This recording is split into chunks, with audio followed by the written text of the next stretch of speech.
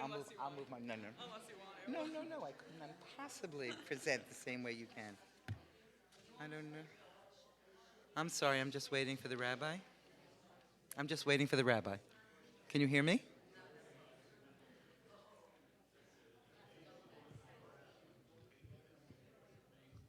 Hmm.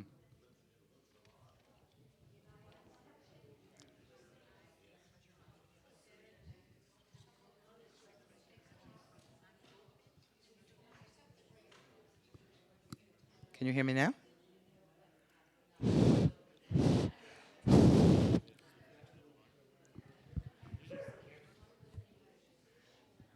Yeah, the cantor has a much richer, more vibrant voice than I do, so you have to turn up the volume. Okay.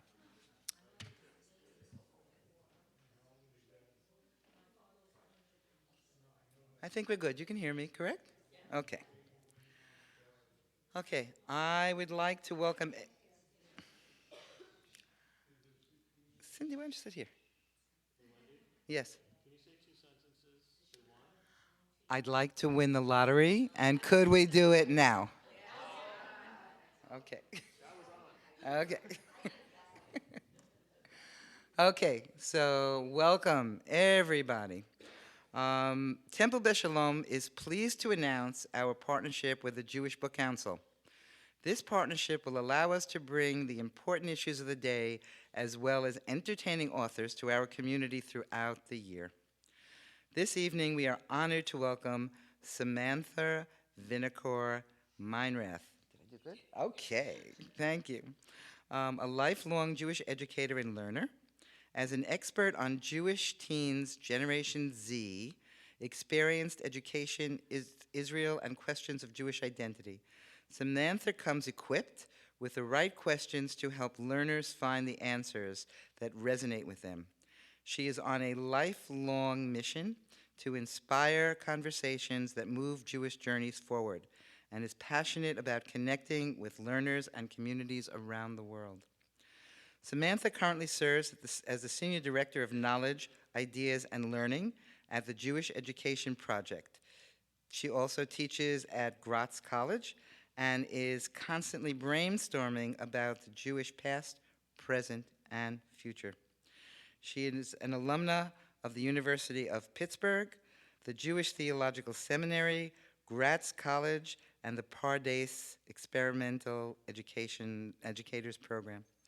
Samantha lives in Westchester, New York, with her husband, two beloved rescue dogs, and I just found out a 3-year-old son. Not that we put the dogs first, but okay. She's traveled the highways and bridges to be with us today, so thank you, Samantha. We do appreciate it.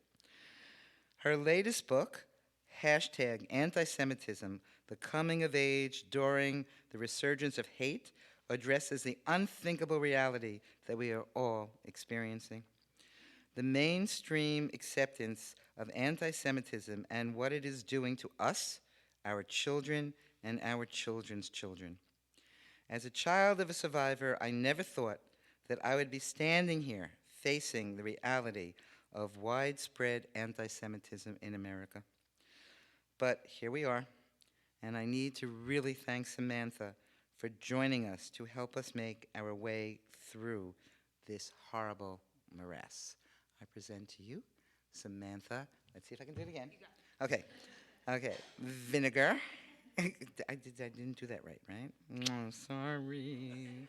Manrath. And she's going to speak to us first, and then she'll be in conversation with Rabbi Ben Gideon, and then we'll open the floor for all of your questions. Just so you know, we are live streaming this because we found out quite late that today was a camp release date. So a lot of our parents couldn't be here, but they did want to be part of it. So they're on live stream, and we will also make the video available for them after this evening, too. So without any further ado, I present to you Samantha and Rabbi Ben Gideon. Thank you. And that's my book. Thank you so much, Wendy, and thank you so much, everyone, for being here. For those, I don't know where exactly I'm pointing, but greetings to those who are watching virtually. Thank you to everyone who's come, either virtually or in person, on a Thursday night to talk about that which we have to talk about, but nobody really wants to, and I will be honest, least of all me. I am a deeply reluctant expert on anti-Semitism. I don't think anyone who is not a historian actually wants to be an expert on anti-Semitism. I'm a lover of history, but what I wanted to be talking about, because I'm much more fun than my topic actually allows me to convey to all of you, is Jewish teens. I started my career working in the world of Jewish teen education and engagement, and I did it because of those who invested in me as a Jewish teen and the path that the Jewish community provided for me in terms of leadership and growth and self-development and fun and all of the things that we wish for our young people. When I was doing my doctoral research, I wanted to talk to the teens who I'm sure each of us can have someone who comes to mind with this descriptor. They had a congregational B'nai Mitzvah experience, and then we never saw them again. We don't know those people, but we've heard about them. I wanted to talk to those kids because we knew from research that was coming out at the time, they love being Jewish. Young people today, first main takeaway, love being Jewish.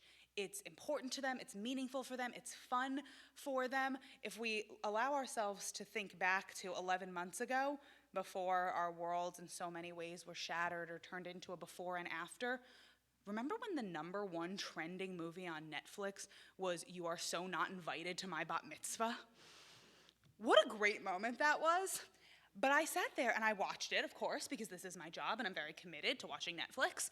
And I said to my husband, I know why I'm watching this. I know why you're watching this, because I've made you sit with me. I know why other Jews, whether it's Jewish kids, Jewish parents, are watching this. But I also know there's not enough of us to make this the #1 trending movie on Netflix. And why is anybody else watching this? It's so insider. It's so just ours. I asked the same question when The Marvelous Mrs. Maisel was #1. I was like, do other people find this funny? This is so exciting. Being Jewish was seen as a positive and is still seen for so many of us and needs to be seen as a positive, as a value add. And yet I saw that our Jewish teens weren't showing up in the spaces that I and my colleagues in the world of Jewish education were providing. So I wanted to ask them, what's the value add of being Jewish to you, with the hope of making recommendations to the field on what could we be doing better? Because if we could figure out what they want and we did it, presumably they would show up. That's the brilliant plan that was in mind. One of the questions that I asked the teens who I interviewed as part of my initial research was, what comes to mind when I say Jewish space? What is a Jewish space to you? And I got every answer that I pretty much expected. Synagogue or camp or Israel or my grandma's house. And I'm like, okay. And then I asked them if they felt comfortable in the spaces that they thought of as Jewish spaces. And I thought we would be having similar conversations to the ones that my millennial peers and I were having. Questions about existential comfort. Are my politics welcome in the Jewish spaces that I do or don't spend time in? Is my gender identity affirmed? Can I walk through the doors and feel like I can be my full self? And instead, the answers that I got were heartbreakingly practical, because the teens of that moment weren't thinking about the things that I am privileged enough to have spent so much time thinking about. Their responses were much more to the effect of, yep, Samantha, since the shooting at Congregation Tree of Life in Pittsburgh, there's always an armed guard outside of our synagogue, so I guess I feel comfortable there. Or all of the day schools in our community got this government funding for bulletproof glass windows, so I'm not fully comfortable because I know that for some reason we needed government funding for bulletproof glass windows, but I guess it's good that it's there, so that's a positive. And I began to realize how much the rise in anti-Semitism, and in particular both the perceived and the real threat of physical violence, was shaping Jewish Gen Zers, what it means for them to enter into Jewish spaces, to connect with their Jewish identities, and overall how they show up in the world. And that is what led me down the rabbit hole that became this book and the work that I'm so privileged to do. And all of this was pre-October 7th. And a lot of our conversation is going to be about all that existed before October 7th, because I was having the same conversation on October 6th, and many of us probably were too. But many of us also weren't, because it's very few times in a multi-generational way that we can say we are a people that now has a before and after. And now we are once again, as we have been at numerous times in our history, a people that has a before and after. And I want to speak to October 7th for a moment, for all of us to realize why, for us and for the young people in our lives, this is all more relevant than ever before. So I'll say I'm a mom of a toddler, as you heard. The only reason he's not in my bio is because I wrote it before I had him. But the dogs have been there, so that's just got to name all of that. So I'm a mom of a toddler. I am always up at 6:30 in the morning. I woke up at 6:30 in the morning on October 7th, and because I have essentially the same cell phone habits as one of the teens who I work with, my phone is like right here when I go to sleep, rolled over, and the first thing is I pulled out Instagram because I'm cool like that. And I started to see something's happening in Israel. I have an Israeli father, he's right there. I have an Israeli husband. I have an Israeli sister. We are very connected to Israel. So I have a ritual that I'm sure is not unique to me when I see something is heating up in Israel, particularly in the south of Israel. I have the list of people who I text. And most of the people who are close enough that I want to reach out to them to make sure they're okay are close enough that we can have a snarky, kind of sarcastic relationship. And one of my best friends lives in Kibbutz Kfar Aza, so I sent him a message, and I've learned that I need to say he's fine. The story ends okay. But I sent him a message that I don't think is ever going to not haunt me, which was, not to be that American, but are you alive? Because I've sent that message for years. Since he moved to Kfar Aza, since we became really, really dear friends, since he spent multiple Thanksgivings at our house, I send that message every time I see that things are heating up, rockets are coming over the border. I send the message, not to be that American, but all good. Except he didn't answer. And again, he is fine. The story ends okay for us. The blue check mark on WhatsApp didn't turn blue for over 12 hours. And in those 12 hours, I experienced what I'm sure all of us experience to different degrees, which was the unfolding of a horror that none of us are meant to make sense of. Thinking back to that day, what did we see? We watched live kidnappings. We started to see the numbers go up, and I remember my husband coming into the room and saying, I think there might be like 10 people dead. And thinking this is the worst thing that could have possibly happened if 10 people are dead. I think someone was taken into Gaza. That's the absolute worst thing I could think of, that someone was taken into Gaza. And then the numbers started to climb, and the things that we all know, the names that we all got to learn, to see the first Facebook post that I will never forget from Doron Asher Katz's husband posting on Facebook because he didn't know what else to do. My wife's phone is pinging in Khan Yunis. And I and all of us who care about young people, all of us who are Jewish, all of us who are Jewish adjacent, are allies, are humans in the world, were asked to do something that no previous generation has ever been asked to do. We had to make meaning of that moment in real time. The thing that came to mind for me, because this is how cool of a person I am, in the immediate hours of October 7th, I was thinking about Chaim Nachman Bialik and the poem In the City of Slaughter, which he wrote after the Kishinev pogrom. The Kishinev pogrom happened in 1903 and was one of the worst atrocities that had befallen the Jewish people, and became a galvanizer for the modern Zionist movement to say we can't be safe in these places, and Jewish victimization and Jewish weakness. We need Jewish strength. The reason that we know about the Kishinev pogrom is because of the poem that Bialik wrote called In the City of Slaughter. But In the City of Slaughter did not come out until 1904. It took him a year to, based on the infrastructure of the time, travel to Kishinev, meet with survivors, see the destruction, learn their stories, and figure out, what am I going to say that's going to make the world hear and listen and understand what happened here?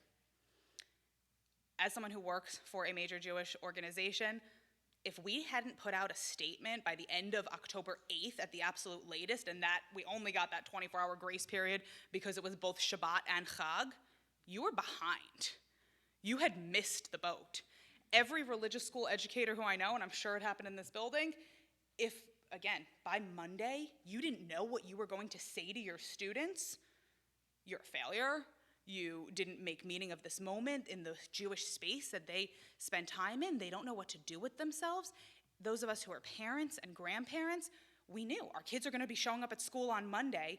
I know that my world has changed into a before and after. I don't actually know if the rest of the world knows that, and I had to figure out, what am I going to say to equip my kid to show up in the world knowing that we are forever changed, but the world we didn't yet know if it was or not.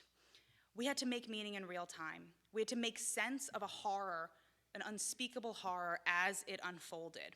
We had to decide what we were going to do with no information. Many of us, particularly who are in the worlds of kids who have social media, probably remember that week getting emails saying, take away your kids' phones, take away their social media, because there's going to be these videos coming that Hamas is going to be putting on Instagram and on TikTok of what they did, of the beheadings and of the slaughter and of all the things that nobody needs to see. And then we got emails about 20 minutes later saying, well, we can't actually take our kids' phones away, so here's how we need to equip ourselves to make sure that we're having meaningful conversations with them for when inevitably they do see these videos of beheadings. And none of us had a minute to take a step back and say, what is happening to the world? And then a week later on Friday, for those of us who remember, a global day of jihad was declared. And everyone had to make a Jewish choice. And I am, by the way, not here to judge anyone's Jewish choices. What did I want to do at that point? Because I had been working for about a week straight at that moment, and I was like, I want to really do something for myself. I've got this toddler. I really want to take him to his Temple Tots class. That seems just like I want some Jewish joy. I want some normalcy. I want to spend time with my kid. And I showed up at the synagogue that we go to in Westchester, and we were the only people there, because I didn't get the memo that everyone else made the Jewish choice of, I assume nothing's going to be happening in Scarsdale, but in the event that it is, I don't want to have been the one who brought my toddler to their Temple Tots class on a global day of jihad, and now I've stayed home. And then it turned into the type of fiasco that only happens to Jewish educators, where this poor one nursery school teacher who was there got to play with my child while I got to give a presentation on anti-Semitism to the rest of the staff. So my attempt at work-life balance went super well. We've all had to make Jewish choices, any age and stage, over the last year.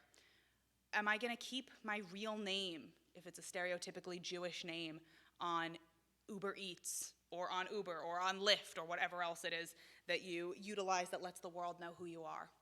On Hanukkah, I'm someone who studies Talmud, who studies Daf Yomi, never thought that there would be a relevance to conversations from our ancient rabbis about what if it's not safe to put your Chanukiah in the window if you don't feel comfortable doing that because of the soldiers in the street.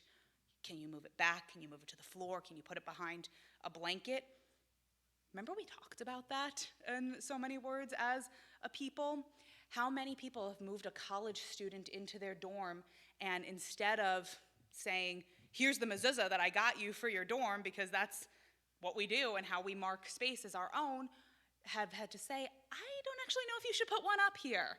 And how many college students or incoming college students have this year been having to make the decision, should I go to the school that I've always dreamt about going to, that I've worked my entire life to get into, and now I'm scared to show up Jewishly at? Should I not go to that school, but then I'm giving in? How do I make these decisions? So I want to say a few words about what we're up against and then to switch into our conversation, and this is when I give really fun statistics. So this is as of January 2024, just basically a quarter after the October 7th massacre. It was found that younger Americans are more likely to endorse anti-Jewish tropes, with millennials agreeing with the greatest number of anti-Jewish tropes on average at 5.4 out of 10. Anti-Semitism is the only form of hatred that trends in the wrong direction. Every other societal evil, and we can list them all, racism and homophobia and hatred of women, we know statistically younger people are much more likely to recognize it for what it is, to call it out, and to be working to fix it. Anti-Semitism is the only one that's going the wrong way, where younger people are more likely to not recognize it and are more likely to espouse it than their older counterparts. And that is part of what our young people are coming of age within, a normalization of anti-Semitism from their peers and from their most immediate role models. Again, January 2024, more than 42% of Americans either have family or friends who dislike Jews, or who find it socially acceptable for a close family member to support Hamas. And this is, by the way, what people say about themselves in statistics, so it's probably actually higher, but people are embarrassed to name these things out loud, although increasingly less embarrassed as it's becoming more normalized. 20% of Americans express support for removing Israeli products from a local grocery store, and 30% of Americans have said that supporters of Israel control the media. We'd be doing a much better job if we did, let's just name that. So, debunking that. For Gen Z, meaning the demographic cohort born between 1997 and 2010, more than half of Gen Zers have at least some degree of comfort, whether it's a little bit or a lot, or complete comfort of being friends with a Hamas supporter. In 2023, the ADL, the Anti-Defamation League's annual audit of anti-Semitic events, tracked 8,873, which was an increase from 2022, which was then the highest year on record, of over 140%. And for college campuses, the percent increase was over 700%. Now, I'm a Jewish educator. I don't know how to do math. I can just say, those are terrifying and staggering numbers. I don't really know what 700% means, because that's not what anyone's ever going to ask me about. But that's the world that we're talking about when we talk about our young people today. So everything that is in the book, everything we're going to talk about in our conversation, everything that existed on October 6th, we are holding, and this whole new reality from the before and after that our young people are grappling with right alongside all of us. So that's my opener, not to bum you out too much, and now we get to chat.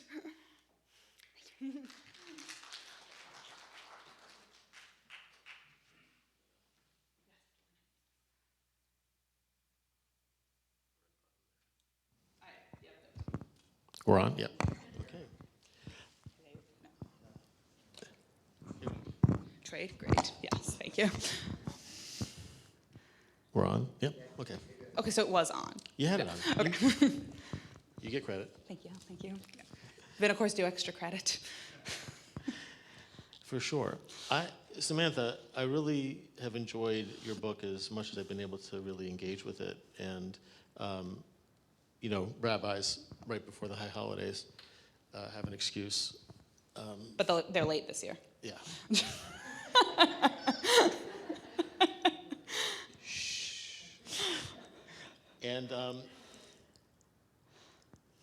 I'm curious about something you shared about your personal story just now and how it relates to something that we were talking about earlier, which is that on October 7th, you decided to go to shul. Mm-hmm. And there's an action, right? You're doing something,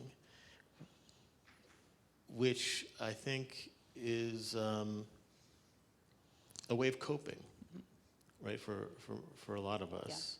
Yeah. And the worst thing is to be just imprisoned with ideas that are bouncing around, but being able to step forward and do something. And how does that relate to kind of the way we talk about Jewish identity, right? Which has been a buzzword in Jewish. I think it's over. It's had its moment. But Jewish identity was like the thing that you wrote grant proposals about. How am I enhancing Jewish identity through this program? How is Israel being a part of Jewish identity in this program? How are we raising the Jewish identity of our children?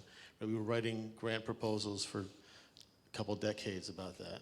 How do they interact? How do they relate? The difference between identity, which seems to be an inward thing, and action, which is an outer thing. Yeah. It's such a great question. I like the example about grant proposals. The one that I've been giving lately is it's in every mission statement of every Jewish organization that I can imagine that says something about we're fostering strong Jewish identities. Maybe that's on the website here, who knows? Maybe it's here. I didn't peruse that intensely. And I first want to say, the work of building a Jewish identity needs to be active work. I think in so many ways we've almost allowed it to become passive of, we want to be inclusive. We are the people of a big tent. We know this from our core historical texts, from the attitudes with which many of us strive to approach the world. We have an open tent, we have a large tent, we want to be encompassing of so many in the best of ways. That's a really good thing about us. And therefore, Jewish identity has been able to be used to be almost a catch-all. However you identify Jewishly, good for you. Your Jewish identity practice is having, a bacon cheese matzah, like mazel. Hope that's going well, if that's meaningful for you in your Jewish identity. Only slightly facetious, but I think I know those people. We have allowed Jewish identity to become a catch-all because we are living in a liberal world where it's not for me to define your identity. It's certainly not for you to define mine, and it becomes really, really frightening, particularly I'll say for educators and I'll speak for clergy, but for Jewish communal leaders. If we give strong parameters to Jewish identity, if we have a strong measurement of success, we then have to grapple with who failed. If I think having a strong Jewish identity is wearing your Jewish star, and you're not, then I've effectively written you off. And that's not what I'm ever going to want to do, because I'm effectively writing off the majority of the Jewish people, and that's not good business. And it's not how my tent operates. We want a Jewish identity that's based on Jewish action, but to have an action-oriented approach requires a tremendous amount of confidence. And that's part of the language that I'm trying to use lately, because what you said about Jewish identity, I say the same thing about Jewish pride, how many mission statements are centered around, we're going to foster proud Jews, Jewish pride. We're going to strengthen Jewish pride along with Jewish identity. And part of what we've seen, especially this last year, but also before, has been the fragility of Jewish pride, because I don't think we've defined it in the most effective and meaningful of ways. When I speak to a young person who says, well, how can I be proud to be Jewish when, and then insert whatever Jewish scandal of the moment is. If I'm gonna, say of a few years ago, we could talk about Madoff. If I'll talk about this moment, you could pick your politician on either side of the aisle, whatever you wanna say. Sure, we can talk about Epstein, great. How could I be proud to be Jewish when, insert what? But I'm super proud to be Jewish when Aly Raisman does her floor routine to Hava Nagila. And my response is, none of these things actually impact my Jewish pride. Aly Raisman's floor routine to Hava Nagila is clearly a touchstone for me, I think 12 years later. So clearly it was an exciting moment, and I remain really bummed that, of course, Madoff was a Jew, or Epstein was a Jew, or any of these things. None of them have anything to do with my sense of self and how I walk through the world, and whether or not I'm going to tell someone I'm Jewish or show up with, in this case, unfortunately no longer a star, but a bring them home now dog tag.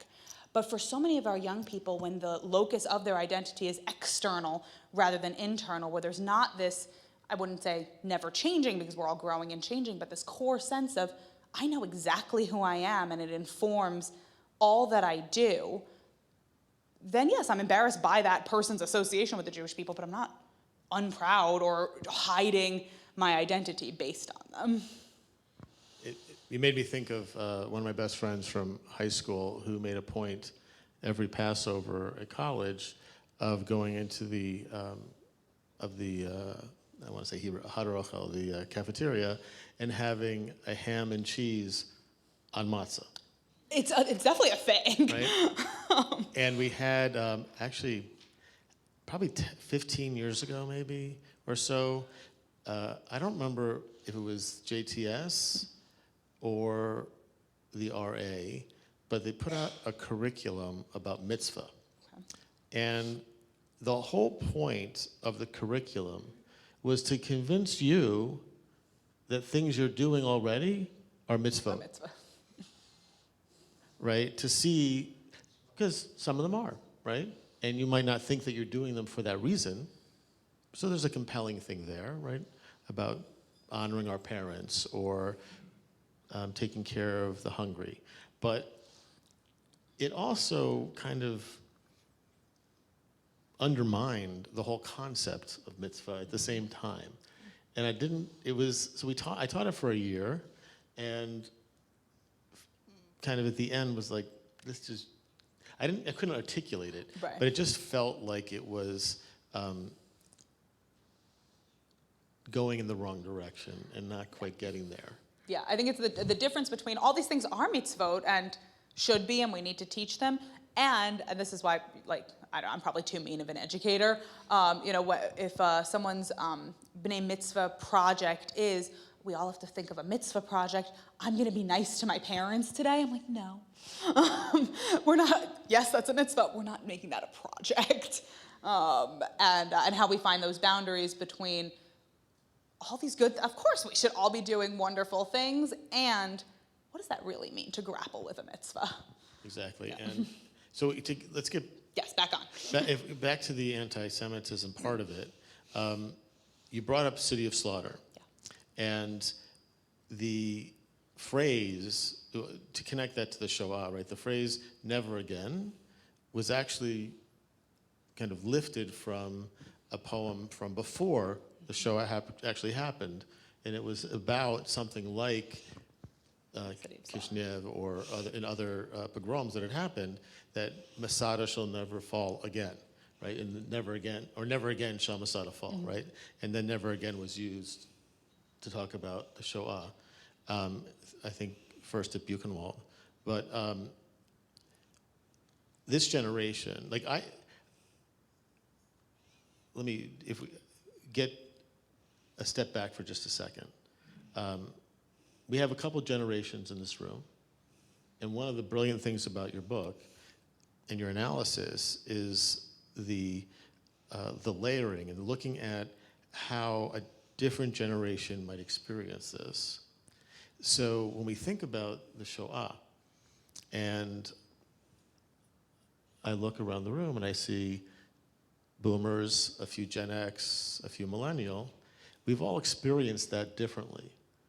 When I was in high school and they taught us about the Shoah, they pulled us in a room and showed us the movie Night and Fog, right? Which I still remember very clearly because it's such a powerful and profound experience. It's film from the camps shot by the Nazis. So it's the horror. And without preparation, they threw the 10th graders and we watched it, right? So the Shoah was always the Shoah. But as my friend Tuvia likes to say, and some of you have met Tuvia and learned with him when he was here in December, there's no business like Shoah business.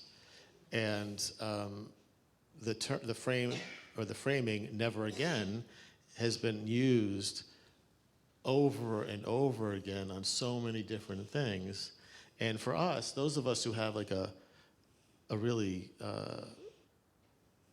direct connection or more direct connection to the Shoah, whether survivors or children of survivors or people who've been confronted by the brutality really directly without a filter, we experience it and I think understand it very differently than a generation that has maybe learned that and read Night and has, even maybe gone on March of the Living, but has also heard the phrase never again applied all over the place, even by Jews.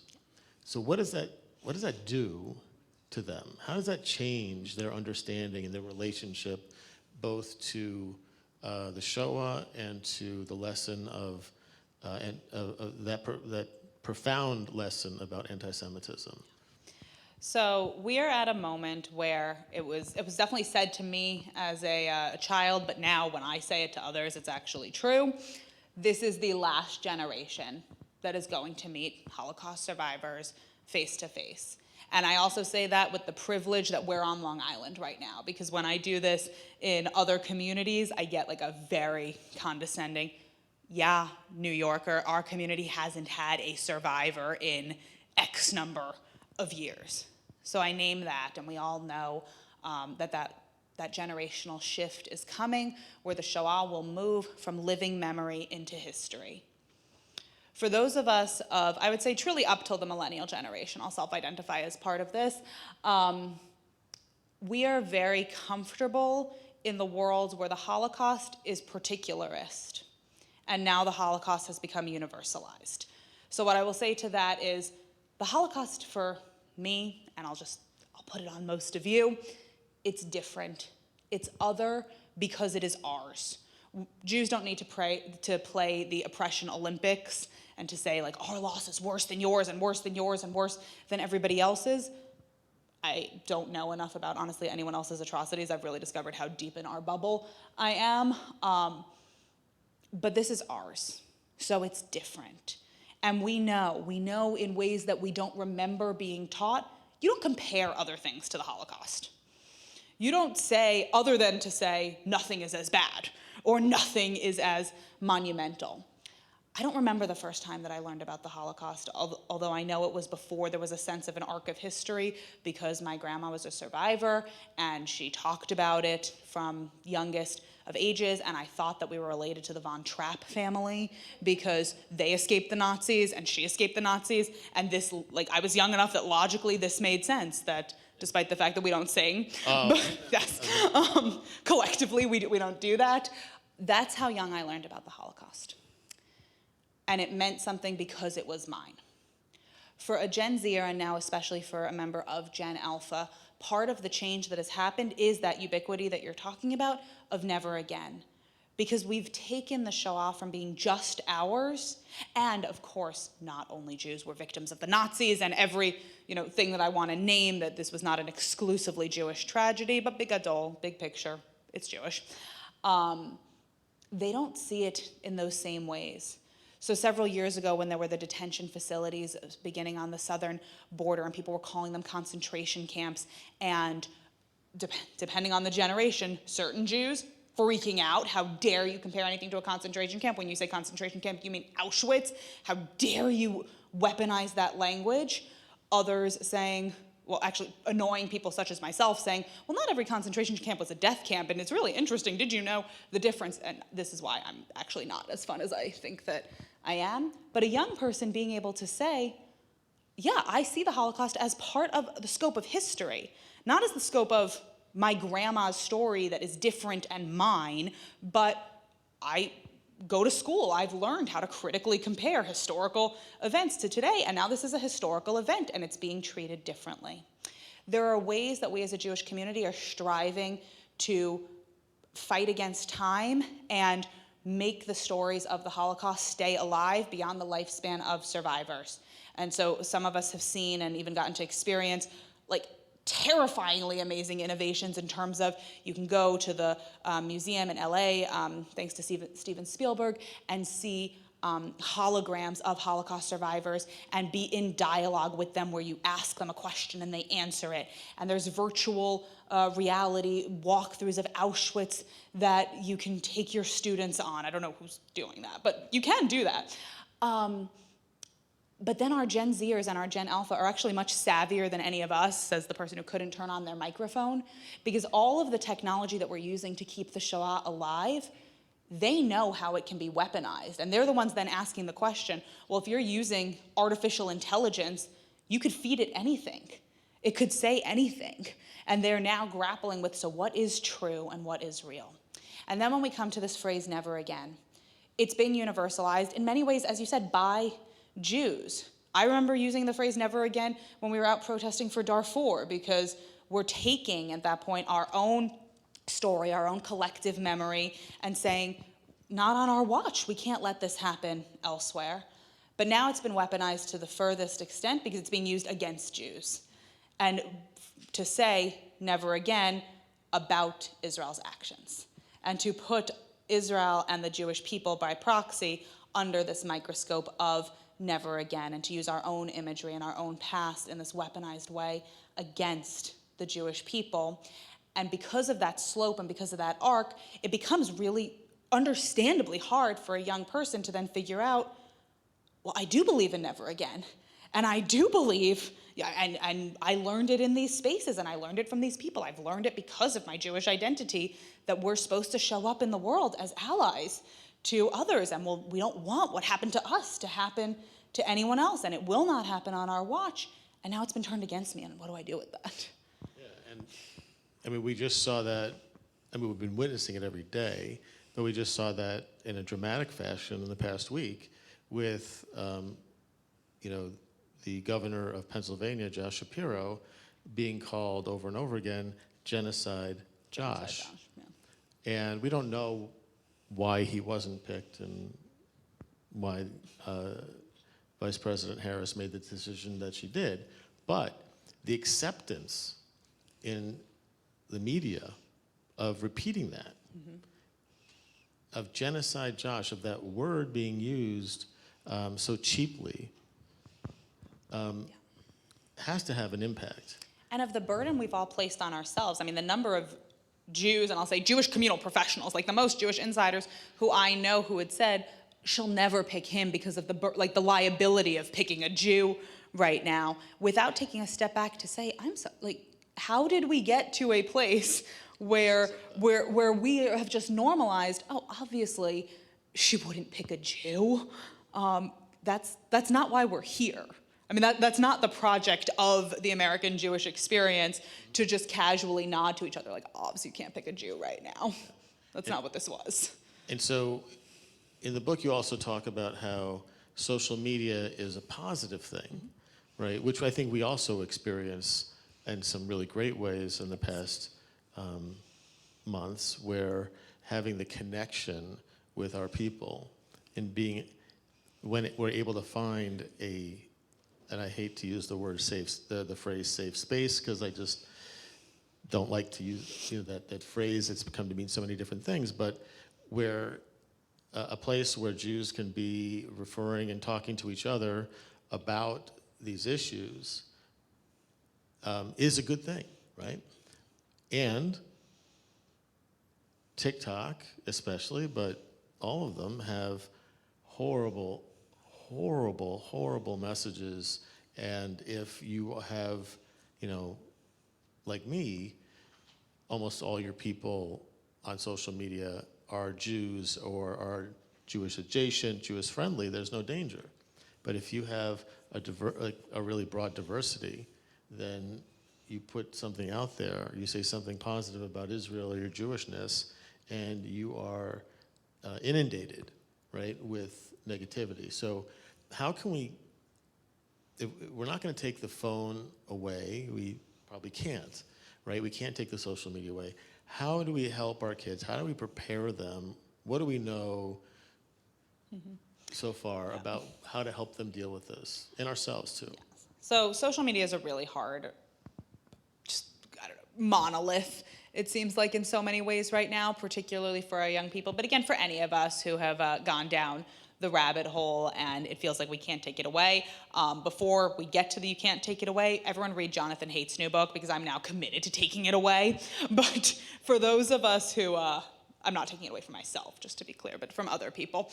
But for those of us who have accepted the reality, absolutely. There are pockets of the internet that provide us with meaning and provide us with connection and keep us in the things that we know, keep us in touch with our friends and our family and people from different parts of our lives that in the last year, if there's someone who I can say, I'm sure has no desire to be a social media influencer, but whose reels can make me cry, I'll name Rachel Goldberg-Polin, Hirsch's mother, who goes live every day to give us calls to action, to tell us about her son, to keep his his presence and his existence in our minds and in our memories and in our behaviors every single day.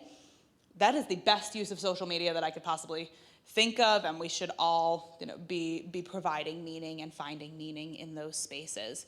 And for so many, especially I'll say Jewish young people, particularly those who are feeling alone and isolated, I don't want us to underestimate the power of seeing, oh, I'm actually not alone. There's another kid like me, or there's an influencer like me, or there's a really random, funny Instagram campaign that's talking about pickles, and it's finally some glimpse of Jewish joy in a really dark moment. So yes to all of those things. And we know what happens. We know that when you post about Israel on social media, particularly if you have any kind of following, you're opening yourself up to unfathomable hatred. And if you post about being Jewish, and I think that's been a real awakening for so many of, I didn't say anything about Israel. I was doing the pickle conversation, or I was talking about like something totally innocuous and Jewish, and somehow people are saying free Palestine, and I didn't, like, and maybe I'm pro two-state solution, I'm pro-Palestinian, but I don't understand why anyone's saying this about my pickle-based humor. It's insidious in so many different ways. So young people are responding in a few different ways. Easiest one for them is to just not post about being Jewish, which is a choice. There's a trend right now, particularly for Jewish teens who go to Israel on organized like peer summer trips. So typically what we would think of as the most connected, the most engaged, probably filled with the most strong Jewish identities and Jewish pride, to use our each least favorite buzzwords, of making second or fake Instagram and TikTok accounts, so that way I could put the rest of my life on this real one, and then I'll document my Jewish stuff there too, because I'm 17 and that's how I move through the world, and I can't imagine getting to the top of Masada at dawn and not taking a picture of my hands like this. Like, I'm not gonna do that, but I don't want the rest of my social media self to be now clogged with anti-Semitism, so I'll put my Jewish on that account. And that actually troubles me probably more than not posting, because that's normalizing. Here's my real life. Here's the rest of me, and here's my Jewish part that I can lift out of all of the rest of who I am. So a few different things that I recommend. First of all, to take all that is happening on social media seriously without catastrophizing it. It's really easy to say, well, that's not real life. Like, that's an unknown internet bully. That's not your real life. Like, just who cares if that, like, this unknown bot, because it's actually probably not even a real person, says free Palestine on your pickle imagery. I don't know why I've clung to this so deeply. It's not real life. It's more real than anything else. It's just different. Why is it more real? If when I was 15, there was a bully incident, you left them at school, or you left them in whatever space you were spending time with them, and then you got to go home, and they weren't literally sleeping on your pillow. They weren't the last thing that was said to you before you went to bed. They weren't the first thing that you woke up to. They didn't follow you, and they are following in so many ways our young people. So first we have to take it seriously and not belittle and say, like, this isn't real. Like, it's a bot. There is actually then a power to saying, how many of these are bots? And there's tremendous research out there of actually how many of the anti-Semitic users on Instagram and TikTok are not real humans, but they are artificial intelligence and computerized, weaponized attempts to intimidate and silence the Jewish people and our allies. And there is a power to being able to name that to and with a young person like this. Again, it is real, but it is artificial as well. To take the conversations offline as much as possible. So when it's, again, someone you don't know, some creepy internet troll, block them. Feel free to block them. Enjoy blocking them. Get rid of these spaces. We actually don't need to provide a platform for that hatred. When it is an actual person who is in their lives in some capacity, as much as possible to take the conversation offline, because nobody has ever convinced anyone to switch their minds based on TikTok comments or Instagram DMs back and forth. It's not a thing. It's never happened. I wish everyone well. It's never happened. Take it offline to the extent that they can, and to say, if they feel confident to do so, what was that? What did you post? Because the anonymity and the not having to look at someone face to face of the internet is deeply emboldening. There are things that we would never say to even the best of us, to another person, to their face, that we're very confident to write down because we don't have to look at them. And what does that mean when we bring it offline? I don't underestimate the challenge that that brings for someone of any age, but particularly a young person, to say, like, that's horrifyingly awkward. But then to be able to bring it to a school and to be able to say, this is happening. And what's happening on social media is the responsibility of a school. Even if it's not happening while you're in school, we have now really learned and seen from the impact of social media bullying and other formats having nothing to do with anti-Semitism, that schools are compelled to take it seriously. And that's part of how we actually do get to anonymize our kids, because the vast majority of the time, worst thing that you could possibly do to an adolescent is make it awkward. Anything else can go, but we don't make it awkward. So if it were to be, my mom called my friend's mom to say this person was being mean to me on TikTok, I'll just never recover as a human being. But if it's my mom or my clergy member or my religious school director or this other caring adult in my life takes a screenshot and sends to my principal, this is happening between kids in your school, they are actually obligated to deal with it, and we could take it offline in those ways too, and take the responsibility that our young people should not have to be burdened with. Thank you. That's it's good to have a step to take. I'll ask one last question, then we can open it up. And I love how your last chapter, I think it's the last chapter, is Mom and Dad, right, about the examples that we can set. And I think, as you also said, we're all negotiating these things in our own way. And I remember a moment for me when a number of us in the room were at the protest outside the UN back in December. I think it was December. And I had to leave a little early because it was Friday, and I had to get back I think it was Friday, I had to get back for Shabbat and Rabbi problems. finishing something. And we were being the good Jews that we are, standing nicely, and people were handing out things and sharing and saying, nice things to the police officers who were protecting or around us. And I was going to walk back, kind of leave that safety area to go back to Grand Central. And I had an Israeli flag that someone had handed out while we were standing there. And I thought about it for a minute, but then I put it in my lapel of my winter jacket as I walked back on, whatever, it was 48th or whatever street it was, to go to Grand Central. And it was December, so if we go back in time and remember, like, it wasn't as heightened then. Yeah, and we were like, will something happen? Will someone say something to me? Will somebody accost me? I don't know. But for me, it's I was comfortable finding out. And nobody said boo. Nothing happened. And I got back to Grand Central, and I went down to the beautiful new station for Long Island to get a coffee before getting on the train. And a woman who was, I'm pretty sure, Southeast Asian, who was running the cart, asked me if I had people in Israel, which I thought was a very sensitive question. I said, I do. And she said, are they okay? And I said, yes, they are. Thank you for asking. And she said, just know that many of us are with you. It's beautiful. Right, which just blew me away. It's so nice. And it's so nice. But I think it also gets to something you were saying, which is that there are actually a lot of people who are with us. And there's a distortion through the media and social media of the screaming of genocide, all these things that have been allowed to happen because seemingly because we're Jews. That people just accept that, yes, they can be beat on in this way, right? So what are your recommendations for the ways that grandparents and parents can step forward in ways that set examples and also create spaces for our children that are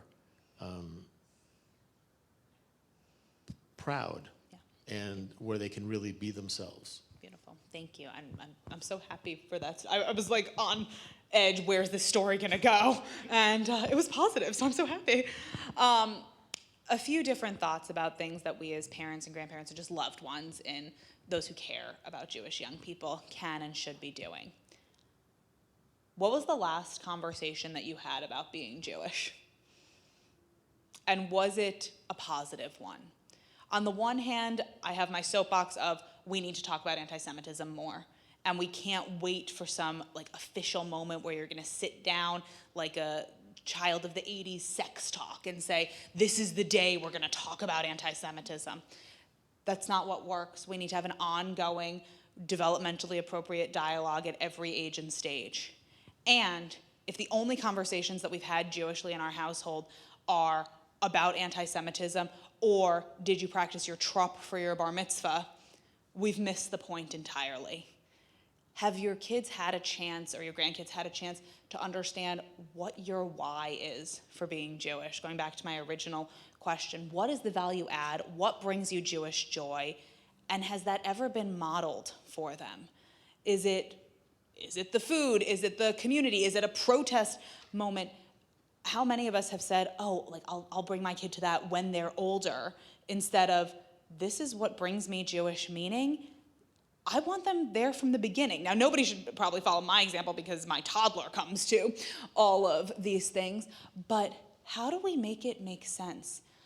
To allow them into the vulnerabilities as well, again, in developmentally appropriate ways. So when this coming December, I hope the world is a completely different place and nobody is sitting around thinking, should I put my Chanukiah in the window, or is sitting at Barnes & Noble trying to figure out, should I tell them at the wrapping paper table that like I want the Hanukkah one, or just I'll get the snowflake so that way nobody knows. Talk to your kids about that and bring them in no matter what your outcome was, because I'm quite certain that the person who decides we are putting the Chanukiah wrapping paper on, or the dreidel wrapping paper on, or whatever the thing is, would be proud to have that conversation. But maybe the person who, for whatever reason, said, you know what, I don't really know who's listening to me say this, who's gonna be coming, following me to my car. Snowflake or snowman is like deeply innocuous, and I'm gonna do that. I don't know if I would wanna tell my child that I was nervous and gave in to that nervousness. Tell them, talk to them, bring them on that journey and help them think about it with you. Again, to give the spaces for Jewish joy, to give the spaces for Jewish content, and to allow their Judaism to help enable them to allow their Judaism to exist unapologetically in the world. So I had told you the story of, and as it probably comes across, we are like really intense Jews. But my son goes to a daycare that had a bake sale a few weeks ago. And I first of all will say I did not know that bake sale means the parents bake. I thought you just buy baked goods. But thankfully my husband took to this, and he said, well, we have to bake something from the hostage family's cookbook. And I had said, do we? Like, I know we're those people in every aspect of our lives, but do we actually need to be the people to bake something from the hostage family's cookbook? We can't just like bake something for the toddler bake sale. And he had said, no, this is who we are. And he made Hirsch Goldberg Polin's favorite chocolate chip cookies, and he printed out a sign. He's never taken this much like proactive work in the school environment before, but printed out the sign and brought it to the school. And people were so receptive. Wow, thank you for letting us know. I didn't know there were still hostages. Like, I remember reading about that in October, but I had absolutely no idea that this was still a thing.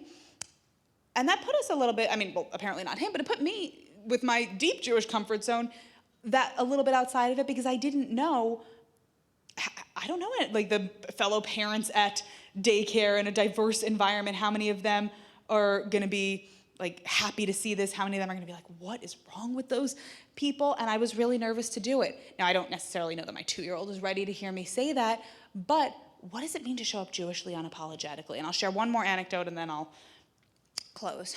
I was working with a school district here on Long Island this year that does a 5th grade project centered around your family heritage story as a way of doing your like first big research project. And the whole thing is centered around, you pick like the country of origin for at least one branch of your family, and you research all these different things, the flag and the food and the language and. Well, if I use the story of my own grandma, this project doesn't make sense to me as a Jew, because She was born in Berlin to a Polish family. If you asked me to do a research project on German or Polish as a language, that wasn't it. Because we don't come from Germany and Poland, we come from Jewish and we come from Ashkenazi. And actually it would have been about Yiddish, and it wouldn't have been, I don't actually even know what foods it could have been, but it would have been about an Ashkenormative diet. And the parent who had called me to consult on this was saying, my kid just wants to do the project. They don't want to make it into a thing of, actually, this paradigm doesn't make sense for a diasporic people, and this isn't my story. And on the one hand, yeah, this kid just like doesn't want to deal with this, which is completely developmentally appropriate and understandable to just say, I just want to do my homework. I don't want to like have a conversation about doing my homework and have my mom call in experts to support me in my homework. But how do we actually change that into the world was not set up to accommodate so many of us, for all of our differences, for all of our different needs, for all of our diversity. And this is a really specific instance of a project that was not meant to accommodate a Jewish story, or, by the way, the stories of numerous other minority groups for whom this paradigm of country of origin does not make sense. And like we could talk about what it means that there was not a single black student in the class to raise this topic or anything else, but they get to call me instead. So lucky kids. How do we make sure that when there's an opportunity to grapple with our Jewish identity, that we're doing it in such a way that says, I don't need to make myself smaller to help to be accommodated by the world. I need to help the world figure out how to make me make sense within its paradigm. And I think that's ultimately so much of the role that all of us are able to play with our young people, is to help them figure out, how do I show up unapologetically as my full self, as all that I am, all of my different intersectional parts, and Jewish as core to that. Thank you.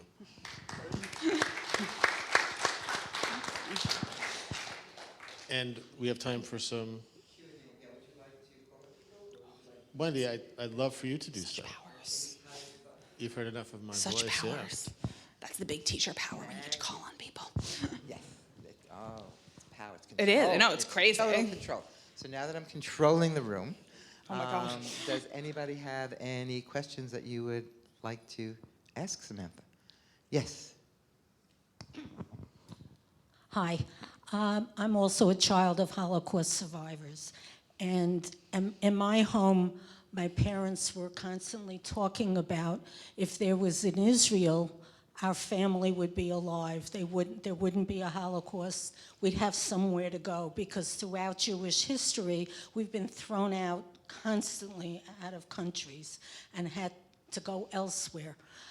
How important is it in the milieu now of we're having all of these, in the political milieu for Jewish people, how important is it when you're deciding to vote for any politician, for any kind of race, to vote for someone who stands for Israel, or not to vote for someone who stands against Israel? Because I've heard from many people, and they don't agree with me about it, is that it's not important. We're Americans first. So to have an Israel or not an Israel is not that important, which to me is shocking, because the way I was brought up, it was extremely important that you always vote for someone who is going to stand for Israel.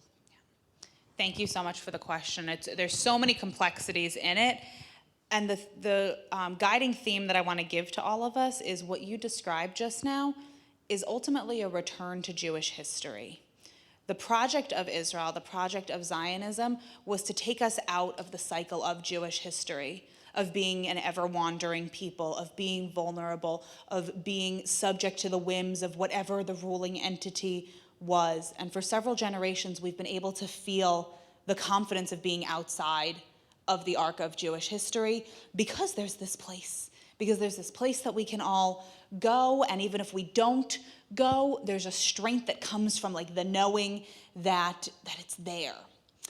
And on October 7th, Israelis were brought back into Jewish history to say that a pogrom happened in Israel. That's not what this was ever supposed to be about.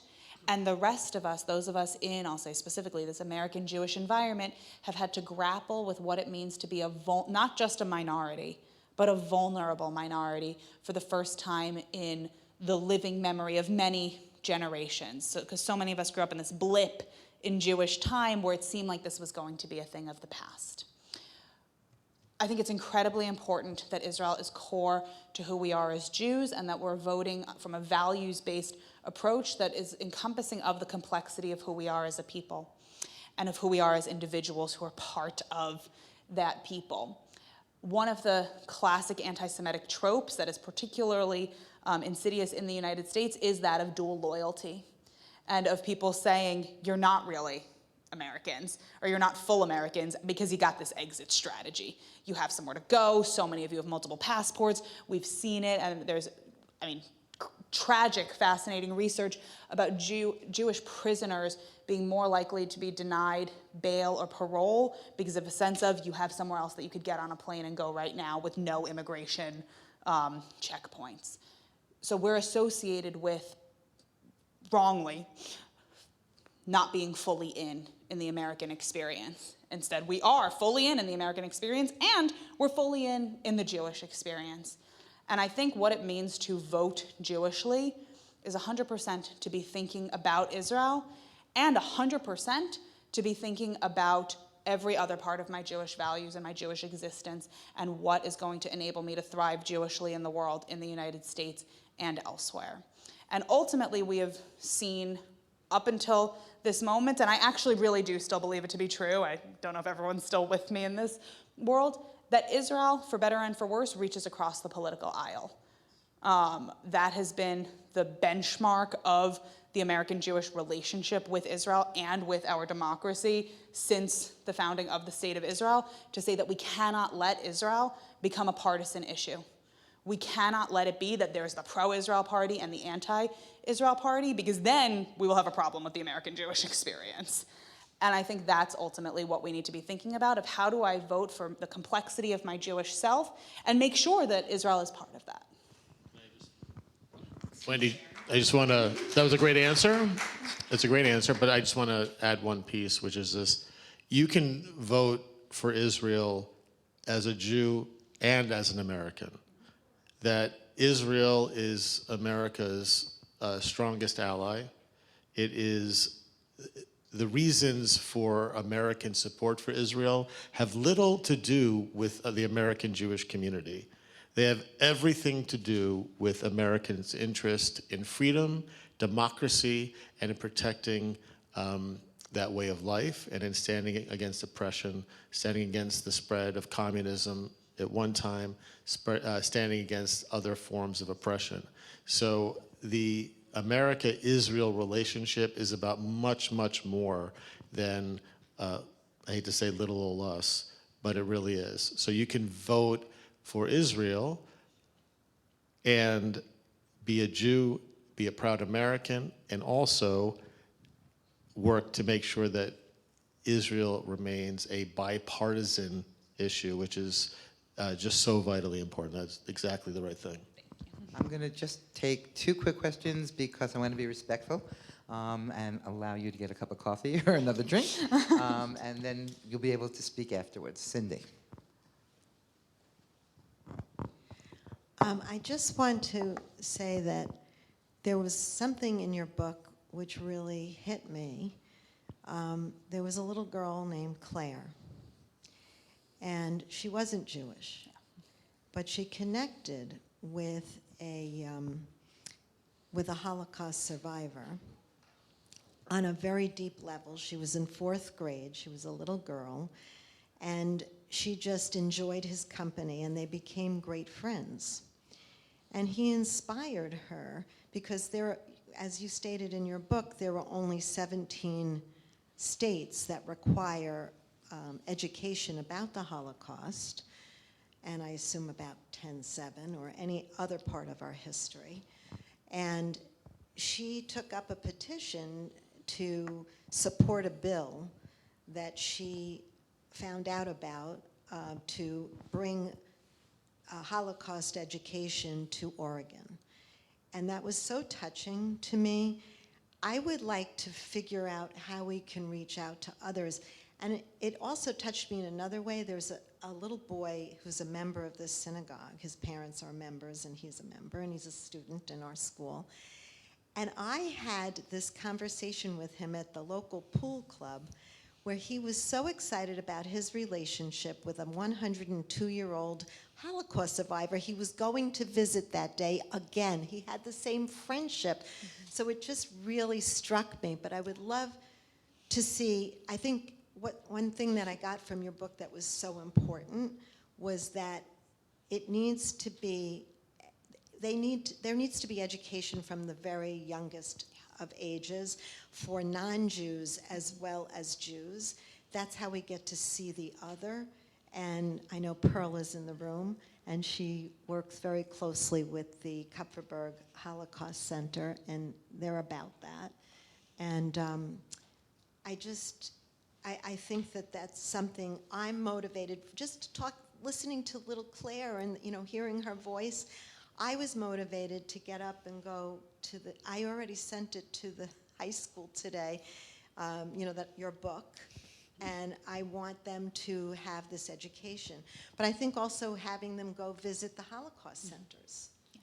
So, yes, I'll also put in a plug once you're finished reading my book, because that should come first for everyone. Claire actually has a book out as well, a children's YA book about her experience as a young non-Jewish girl from a really activist family in Oregon, developing this relationship with a survivor, and then ultimately working to pass this bill for mandatory Holocaust education in her state. So highly recommend that everyone should read it. I don't remember the name of it offhand, but I'll look it up. That was a terrible plug, but I highly recommend. And yes, we need to be having these conversations over and over from the youngest of ages. We need to be talking about the Holocaust and making sure that it stays in our collective consciousness and memory. And we need to talk beyond the Holocaust. One of the scariest conversations that I've had this year was with a really well-meaning middle schooler who had some Holocaust education and said, when he met me and I was in his public school, there's still Jews. And that's in New York, again. And so if it's in New York, it's everywhere that's not New York. But to recognize we need to teach our history, and we can't stop with our history. There was a bill before the New York State Senate this year that has since been modified, so it's okay. But it was focusing on how we can increase teaching of diverse voices in public schools. 100% we should be doing that. But the original language of the bill said Asian American, Muslim American, Black American, Hispanic American, and the Holocaust. It didn't say Jews. It wasn't talking about a living people. It said the Holocaust. And I'm the last person who's going to advocate to say we shouldn't be doing Holocaust education. We absolutely should be, but we need to make sure that our lived experience, not just our dead experience, is in those spaces. That reminds me of our other speaker that we had a few years ago who said everybody loves dead Jews. Everybody loves dead Jews. I'm sure Dara Horn. Dara. Yeah, he's just right there. Yes, John. Anti-Semitism has been around forever. So recently, my wife and I did a European trip, Jewish heritage. And what was interesting, in Poland and the Czech Republic, it's mandatory for high school students to go to Holocaust camps. It's also mandatory for high school students to learn about the Holocaust.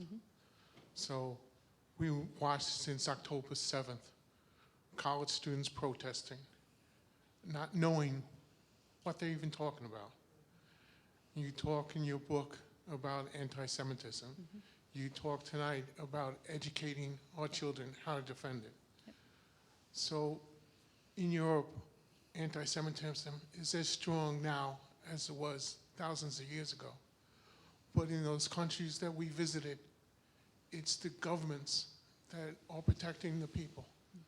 So suggestions as an educator, how do we get the Holocaust in the education systems. How do we educate the public?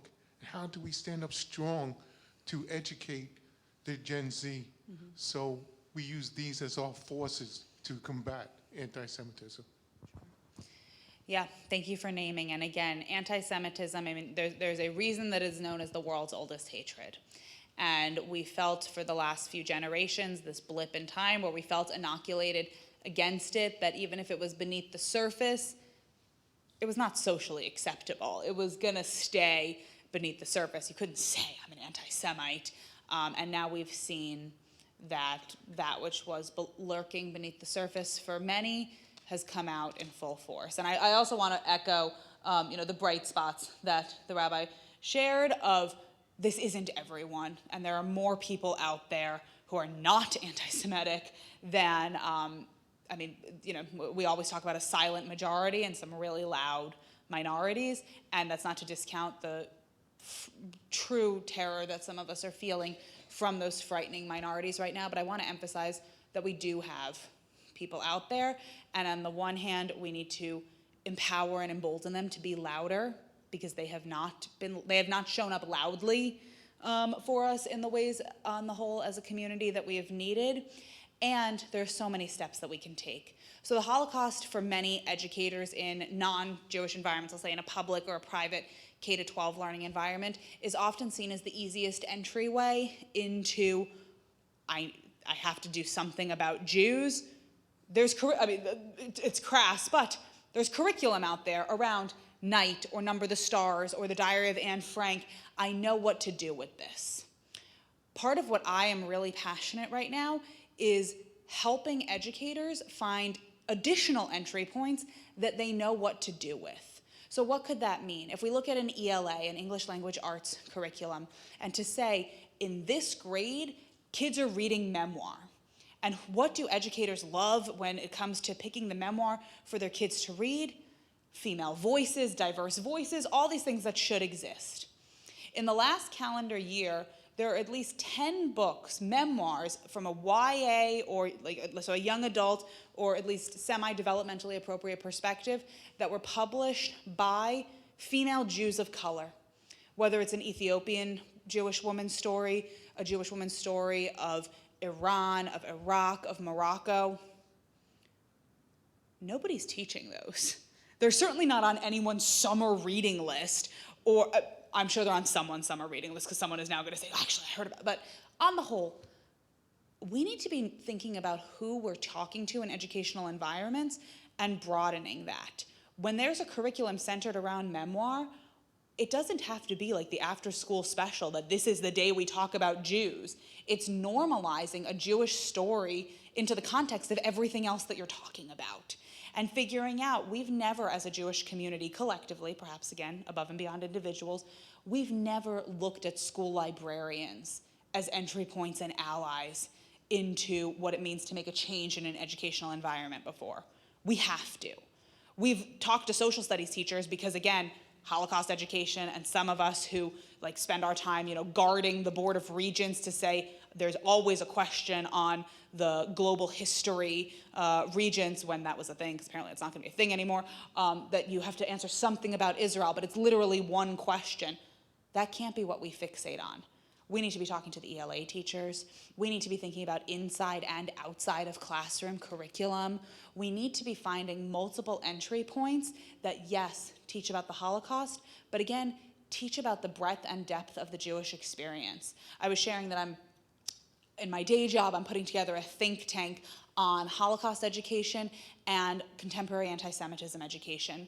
And I said, I want to find a non-academic, but a Jewish educator like me, like my colleagues, who has expertise on the Farhud, on the defining pogrom of the Persian Jewish community. I found one person who meaningfully does this work. How are we letting these things become unknown, both within Jewish contexts, let alone to the rest of the world? So we need to figure out what are the stories, what are the key takeaways? If I were to say to someone, and we're doing this work, so stay tuned because it'll be me who says it eventually, what does a Roslyn first grader need to know about Jews, fifth grader, eighth grader, 10th grader, and 12th grader, if we use those as key benchmarks? And what are the different entry points that are going to get me there? And what does it mean for that first grader to have had a Jewish clergy member or parent come in and teach about a holiday and Dayenu? That's amazing. And then by 4th and 5th grade, when they're learning about differences amongst people, and they are learning about migration at that point, why have they never heard about a Jewish diaspora? And then come 8th grade, they're learning about the horrors of the world. They're not too young to have had a Holocaust conversation for a first time. Let's get there.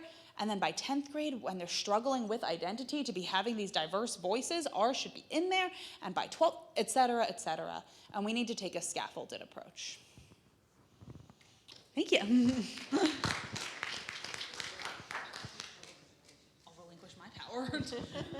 No, so I just wanted to take a few moments to thank you, Samantha Vinokor-Meinrath, and also Rabbi, for this very stimulating conversation. I so appreciate your coming here, and I'm sure all of us would give that same feedback. I do think this is a very important topic, and this is an entry point for us. And I really do encourage everyone to read this book, because there are lots of things to think about, and much more than we even touched upon tonight. And also, I do want to put a plug in for our Literary Likes virtual reading group. Through the Jewish Book Club, we have been blessed this year to have a lot of authors coming.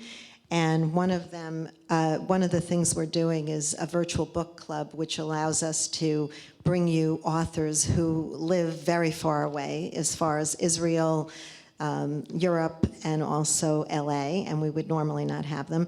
And I hope that you will consider joining that. And I thank you very much for a lovely evening.